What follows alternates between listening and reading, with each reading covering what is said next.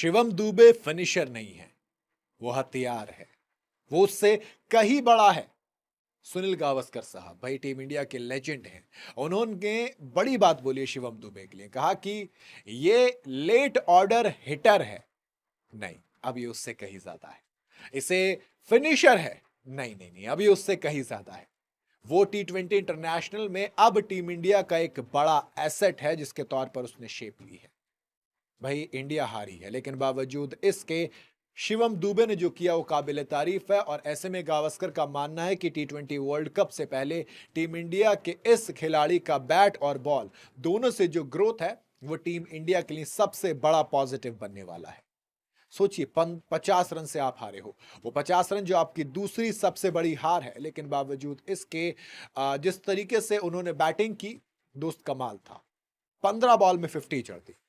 रायपुर में उन्हें देर से थोड़ी मिली थी, 18 बॉल में 36 रन की पारी खेली जरूर थी, लेकिन वहां 200 का स्ट्राइक रेट दिखाया, जलवा दिखाया। लेकिन वाइजैक में अलग मांग थी।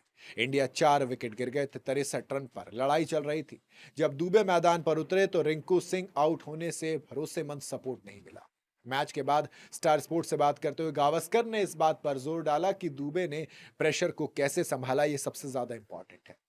मुझे लगा कि उसने इस मौके को बहुत अच्छे से बुनाया है।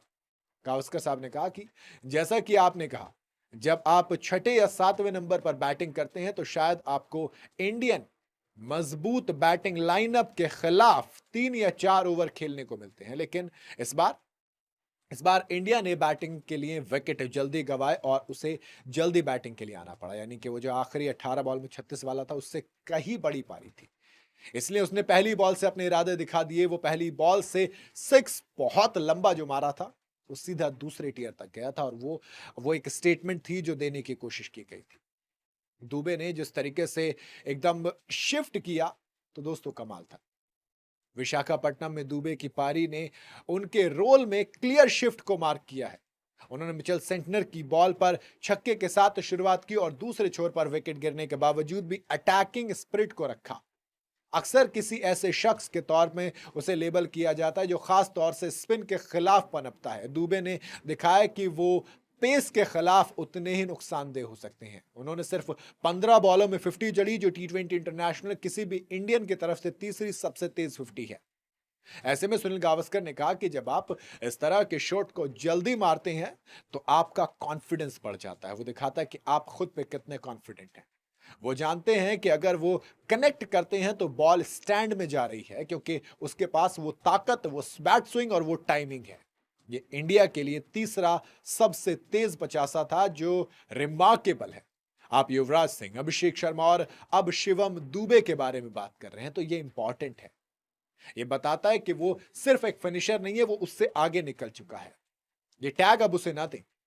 शिवम दुबे 65 रन की पारी, 23 बॉल रन आउट हुए, क्योंकि वही एक तरीका था। न्यूजीलैंड को भी नहीं पता था कि अब किस तरीके से इस खिलाड़ी को आउट करेंगे।